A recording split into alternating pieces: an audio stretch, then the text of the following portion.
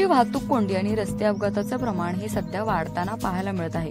यामुळे दरवर्षी रस्ते अपघातामध्ये मृत्यूचा आकडा हा वाढतच चाललाय। पण रस्ते वाहतुकीबद्दल बऱ्याच लोकांना नियम माहिती नसतात, त्यामुळे सगळे नियम आणि कायदे धाब्यावर बसवले जातात। त्यामुळे प्रत्येकाला वाहतुकीचे नियम माहिती असणं गरजेचं आहे। यासाठी पुणे वाहतूक विभाग हे वेगवेगळे उपक्रम राबवत शाळा कॉलेजमधील मुलांना वाहतूक नियमांबद्दल जनजागृती मोहीम राबवत आहे।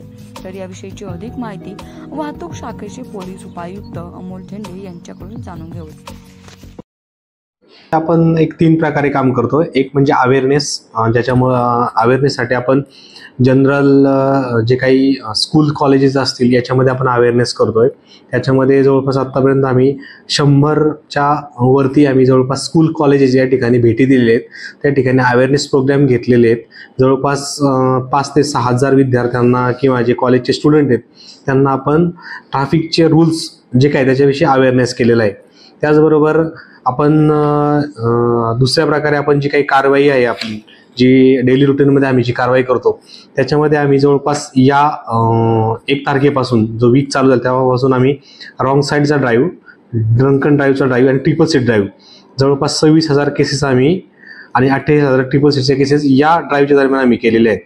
त्याचबरोबर आम्ही या मिशन 32 म्हणजे जे काही 32 रोड आहेत रस्ते सुधार कार्यक्रम तो ट्रॅफिक ब्रँच आणि पुणे महापालिका यांच्या संयुक्त माध्यमातून आम्ही हाती घेतलेला आहे।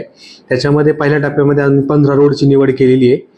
त्या रोडवरचे जे काही सेफ्टीचे अँगल असतील, वाहतूक नियमन होण्यासाठी जे काही अडथळे असतील ते शिफ्ट करणे किंवा बॉटलनेक क्लिअर करणे, वॉटर लॉकिंगचे पॉईंट क्लिअर करणे, त्याची पाहणी करणे हा कार्यक्रम आपण त्याच्यामध्ये राबवतोय। आपण जे काही ट्रॅफिक रूल्स आहेत त्याच्यामध्ये क्लिअर कट सांगितलेले आहे की जे काही अल्पवयीन मायनर असेल तर तुम्हाला व्हेकल विदाऊट लायसन्स अलाउडच नाही चालवण्यासाठी।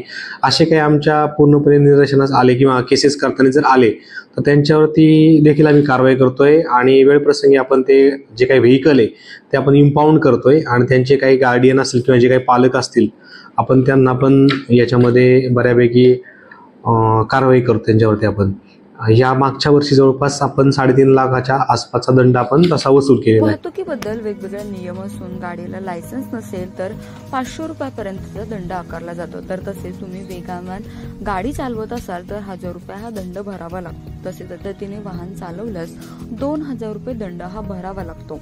असे काही वाहतुकीचे नियम तोडल्यानंतर तुम्हालाही दंडे भरावे लागू शकतात। त्यामुळेच अधिक वाहतुकीचे नियम माहिती करून घ्या। प्राची केदारी, लोकल 18 पुणे।